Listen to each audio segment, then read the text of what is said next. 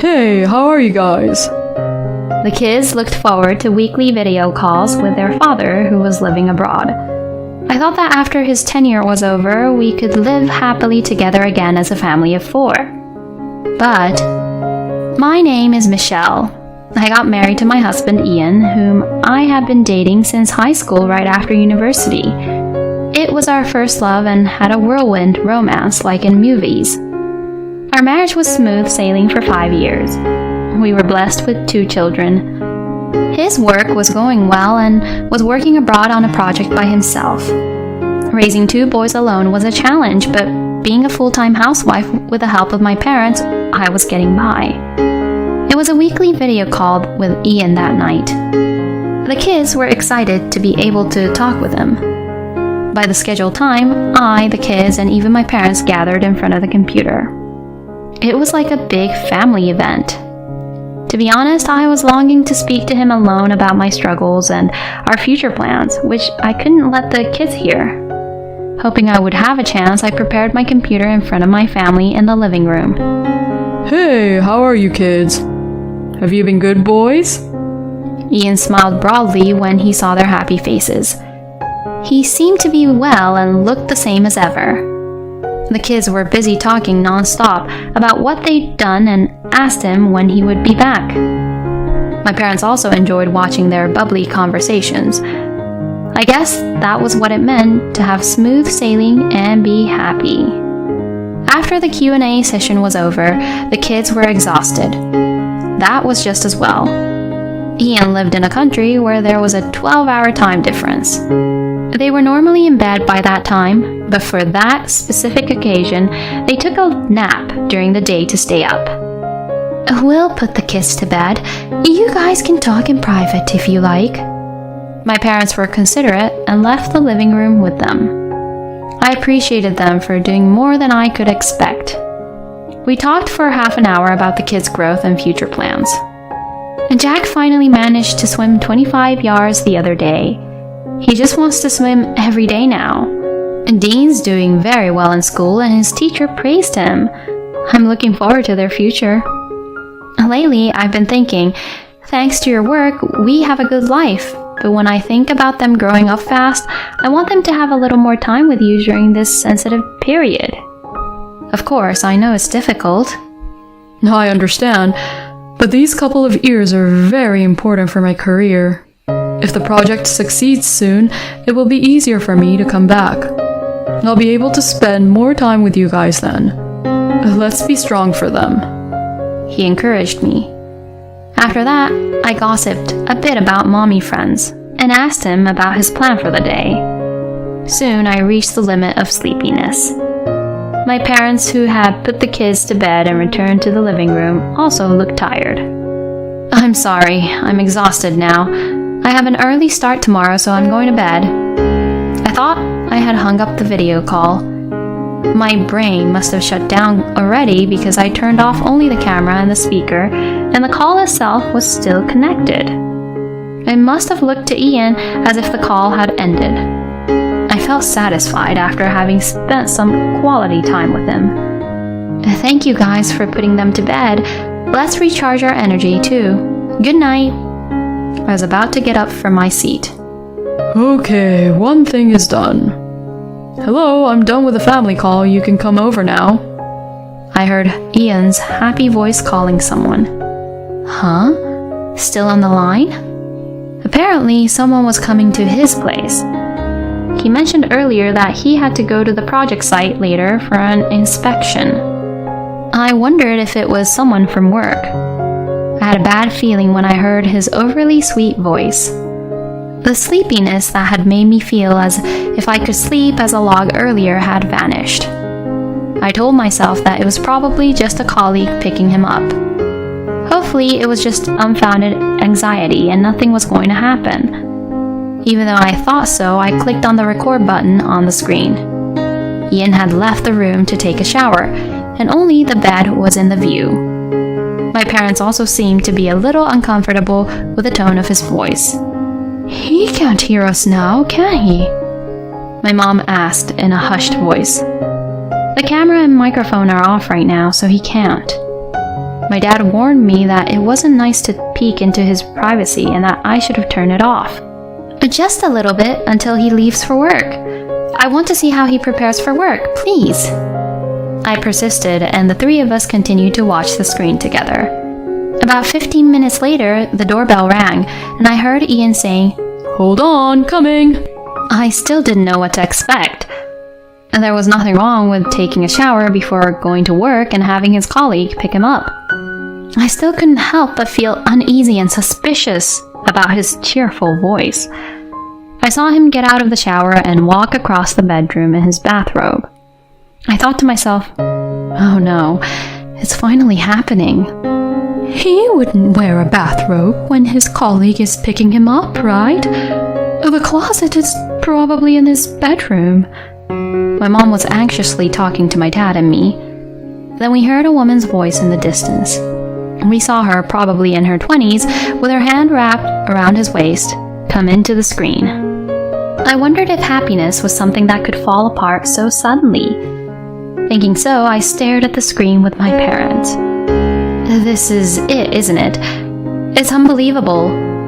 I tried to come up with something better to say, but my throat felt tight and nothing else came out. I'm going to hunt him down. Otherwise, I won't be able to calm myself. I'm keeping quiet for now for the recording of important evidence, but I'm going to make sure he takes responsibility for this. My dad was furious. Ian was lying on the bed with the woman kissing and playing with her breasts on the screen. I felt like a fool, wondering what I was doing. I wish we could go on another trip. We spent quite a bit last time. Do you still have any money to spare? She asked while showing him the pictures of their trip on her phone. Don't worry, I've told the accounting guy to separate my paycheck stubs. My wife doesn't know how much I get paid. I also handle the family savings, so even if I spend a little, she won't know. He was very relaxed. While I was raising the kids here, he was enjoying a trip with his mistress. Moreover, as far as I heard, they went to a place I had repeatedly told him that I wanted to go. And then, sure enough, they started doing the deed. I felt nauseated, but my parents and I watched them on the screen with blank expressions. My dad said, "You don't have to watch all this. Go to bed now. It's harmful to your eyes." I'll have to see it as evidence later anyway, so let me just get it over with. I put on a brave face and replied nonchalantly. After they were done, and just as the mistress was about to leave, I quietly turned off the computer. It was already 3 a.m. We all must have been overwhelmed by mixed feelings, and I could see that my parents were exhausted. Guys, let's go to bed for now. We went back to our respective bedrooms, but I could not sleep at all. My body was too tired to move, but my brain was in a state of shock. My heart was beating 100 miles an hour. A sense of loss, a sense of despair, and an indescribable sense of closure overwhelmed me. I thought about what to do. I wondered if it could have been all a dream when I woke up in the morning. Who was that woman? So many thoughts were going around and round in my head. As I was fighting the sick feeling and trying to regulate my breathing, the morning came. What's wrong, Mom? You don't look well. My kids were worried. Sorry, I was talking to your dad until late and didn't sleep much last night. I made up a little lie. Your mom is tired today. Nana and I will drop you guys off. My parents took over my task for me. Get well soon, Mom. Let's go. The encouragement from the pure and kind kids almost brought tears to my eyes. I tried hard not to cry and send them off with a smile. I needed to get some sleep. I couldn't think straight. I drank a glass of water and went back to the bedroom. Ian was supposed to come back in 2 months. I had to prepare as much as I could before then and protect my kids no matter what. I swore to myself as I fell asleep. I must have been more exhausted than I thought. I slept until my kids came back. Mom, wake up. Grandpa wanted takeout today, so we got a pizza. Hurry, hurry. Jack woke me up, and I staggered into the dining room. Mommy, are you okay? Dean looked at me worried. Yes, I'm okay, thank you. I'm feeling much better seeing you boys. Did you have fun today? I tickle them, pretending to be cheerful. Stop it! No! They were relieved to see me looking joyful. Seeing them happily play around, my parents also looked a little relieved.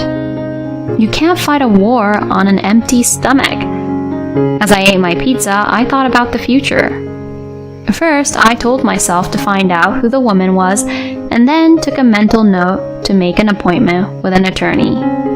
There was no end to what I would have to do if I started thinking about custody, alimony, and so on. For the time being, I thought it would be best to consult an attorney. I didn't want to spread the rumors by consulting my friends. Fortunately, I was a housewife and had time during the day. After dinner, I put the kids to bed and called my parents into the living room. About yesterday, there's no point in dwelling on it. If I didn't have kids, I would have procrastinated.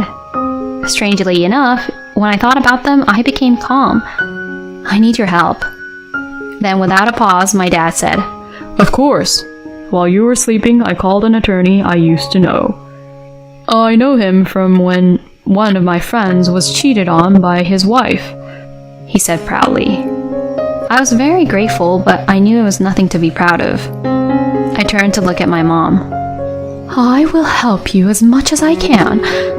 I trusted Ian so much, but he betrayed us. I wouldn't be satisfied if I didn't do anything. She readily agreed. I wasn't sure what she was planning, but she seemed to be enjoying the situation. I made an appointment with the attorney this weekend. Can you be there?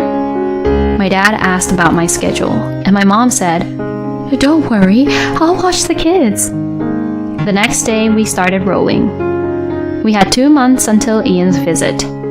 We wanted to settle everything before then. First, I checked all the SNS. It was surprisingly easy to find out about his mistress. She worked for the same company as him. She was a secretary at an overseas branch. I went to his company and explained the situation to his local boss to get his help. His boss was at first puzzled, but as soon as I showed him the video of the infidelity, he held his head in his hands. I am very sorry. I will share the situation with my supervisor and take the appropriate action. Next, we discussed filing for divorce, alimony, and the necessary information with the attorney. The video evidence of his infidelity alone was conclusive, and I also had a copy of the bank statement and contact information of the mistress. It was almost perfect, so I was told not to worry. Of course, I had to report it to my parents-in-law. At first, they denied the accusation and said I was making it up to get alimony. But as soon as I showed them the video, they fell quiet and apologized to me frantically. We are so sorry. We will do everything we can to help you. The most painful part was explaining the situation to my kids. I honestly didn't know what to tell them. If I lied and told them that he couldn't come home for a long time because of work, they would grow up looking forward to visiting him without question. I didn't want to do that. I made up my mind and told them. Your dad lied to me in a very unforgivable way. I'm very hurt. I can't live with him anymore when he comes back. I'm sure you guys will miss him, but will you come and stay with me? They didn't seem to understand the gravity of the situation yet, but they said they wanted to be with me. I couldn't help but cry. I'm sorry. I'm very sorry. Then came the day Ian returned. I told him that I had reserved a private room at a restaurant to welcome him home with the family. I waited for him with my parents, my in-laws, and his boss. As soon as he arrived at the restaurant, Is there anything you need to tell us? My father-in-law asked him, managing to suppress his anger. What's going on? Boss! All of you!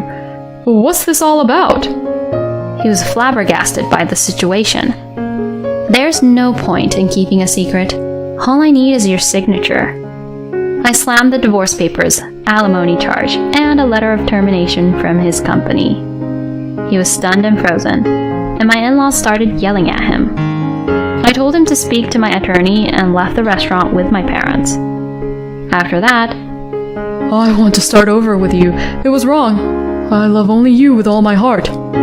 his forgive me messages rolled in non-stop, so I told him to go through my attorney and blocked him. He staked out in front of my house a few times and tried to clear the path through my parents. He intentionally bumped into them and spoke to them in a strangely friendly manner. He tried various ways to get close to me, including talking to mutual acquaintances. Of course, I brushed them off. I called the police when he showed up at my house, and my parents completely ignored him. I told my friends the whole story and put the word out. He was completely isolated. I was told later that when I called the police, he got a little out of control.